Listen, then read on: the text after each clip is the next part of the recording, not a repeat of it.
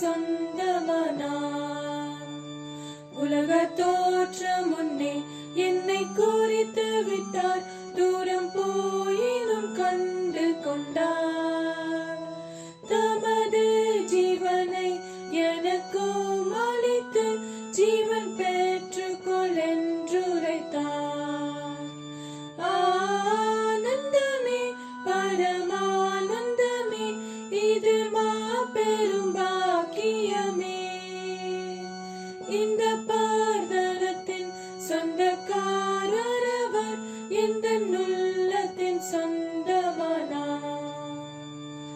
எந்த சூழ்நிலையும் அவர் அன்பினின்று என்னை பிரிக்காது காத்து கொள்வார்.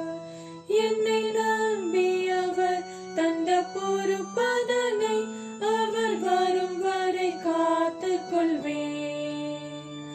ஆனந்தமே பரமானந்தமே, இது மாபெரும் பாக்கியமே. இந்த பார்தரத்தின் சொந்தக்காரர் அவர், இந்த உள்ளத்தின் சொந்தமானார். அவர் வரும் நாளினில் என்னை கரமசைத்து அன்பாய் கூப்பிட்டு சேர்த்து கொள்வார். அவர் சமூகம் அது